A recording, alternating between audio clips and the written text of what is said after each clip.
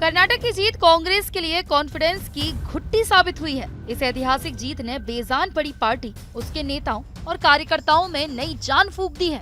जो नेता मीडिया के कैमरों से गायब हो गए थे, वो भी दिखने लगे हैं। टीवी डिबेट में भी कांग्रेस के प्रवक्ताओं का कॉन्फिडेंस एक अलग लेवल पर पहुंच गया है। चाहे दिल्ली का हेडक्वार्टर हो या राज्य के कांग्रेस दफ्तर, हर जगह जहां कुछ दिनों पहले तक सन्नाटा होता था, वहां आज चहल पहल है। सबसे खास बात यह है कि विपक्षी दलों के सुर कांग्रेस को लेकर बदल गए हैं। एक बार फिर सबको लगने लगा है कि कांग्रेस के बिना नरेंद्र मोदी के चेहरे वाली बीजेपी को टक्कर नहीं दी जा सकती है। यानी एक बार फिर कांग्रेस विपक्षी एकता के केंद्र में आकर खड़ी हो गई है। कर्नाटक की जीत से पहले कांग्रेस को भाव नहीं देने वाली ममता बनर्जी अब कह रही है कि ये बीजेपी के अंत की शुरुआत है।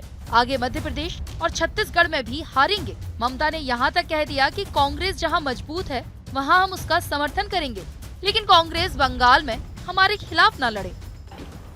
And wherever is the Congress strong, in their respective 200 seat or something, what we have already calculated, let them fight. We will give support.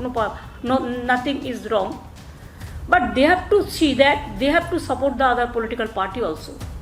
I am giving you the support in Karnataka, but you are fighting against me every day. It should not be the policy. हालांकि ममता के राज्य से ही आने वाले कांग्रेस नेता अधीर रंजन चौधरी कह रहे हैं कि ममता बनर्जी ने कर्नाटक चुनाव से पहले तो कभी ऐसी बात नहीं कही। अब उन्हें हमारी ताकत का पता चल गया, इसलिए ऐसी बातें कर रही हैं।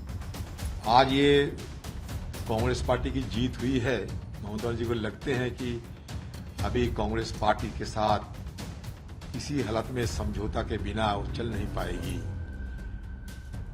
कर्नाटक के चुनाव के पहले कभी आप लोग ये सुना है कि ममता बनर्जी कह रही है कि कांग्रेस पार्टी को वोट दो, क्योंकि कर्नाटक में बीजेपी को हराने के लिए कांग्रेस को वोट देना जरूरी है? कही होगी, सुने आप। ऐसा नहीं है कि कांग्रेस को लेकर सिर्फ ममता के सुर बदले हैं। कर्नाटक की जीत के बाद महाराष्ट्र के महाविकास अघाड़ी के साथ ही एनसीपी और शिवसेना उद्धव गुट के भी सुर बदल गए हैं। अलग अलग बयानों से कुछ दिन पहले तक ऐसा संदेश जा रहा था कि ये गठबंधन बिखर जाएगा। कुछ दिनों पहले खुद शरद पवार ने कहा था कि आज महाविकास अघाड़ी है, कल रहेगा ये पता नहीं। लेकिन नतीजों के बाद सोमवार को मुंबई में गठबंधन के तीनों सहयोगी बैठे और एकजुट रहने का संदेश दिया। पवार ने कहा कि कर्नाटक के नतीजों से सभी को एक संदेश मिला है और इस जीत ने सभी विपक्षी पार्टियों को एक रास्ता दिखाया है। बीजेपी के खिलाफ हमें एकजुट होकर लड़ने की जरूरत है। तो वहीं शिवसेना उद्धव गुट के संजय राउत ने कहा, कर्नाटक तो झांकी है, अभी पूरा हिंदुस्तान बाकी है। बीजेपी के प्रति नरम रुख रखने वाले ओडिशा के मुख्यमंत्री और बीजू जनता दल के सुप्रीमो नवीन पटनायक ने भी इशारों में बीजेपी पर तंज कस दिया। पटनायक ने कहा कि सिंगल या डबल इंजन की सरकार कोई मायने नहीं रखती, बल्कि सुशासन ही किसी पार्टी को जिताने में मदद करता है। वहीं पीडीपी अध्यक्ष महबूबा मुफ्ती ने कांग्रेस की इस जीत को उम्मीद की किरण बता दिया। ऐसा नहीं है कि मोदी सरकार आने के बाद ये कांग्रेस की पहली जीत है। साल 2014 के बाद कांग्रेस ने मध्य प्रदेश, छत्तीसगढ़, राजस्थान, हिमाचल प्रदेश समेत कई राज्यों में पहले भी जीत दर्ज की थी, लेकिन कर्नाटक की जीत इन सब पर भारी है। पिछले 9 सालों में कांग्रेस ने बीजेपी को इतना तगड़ा झटका पहले कभी नहीं दिया।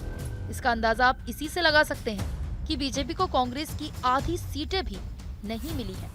निश्चित तौर पर 2024 चुनाव से पहले मिली ये जीत कांग्रेस के लिए बूस्टर डोज की तरह है। जो विपक्षी दल कांग्रेस के बिना तीसरे मोर्चे की सोच रहे थे, वो इस नतीजे के बाद ऐसी गलती शायद नहीं करेंगे।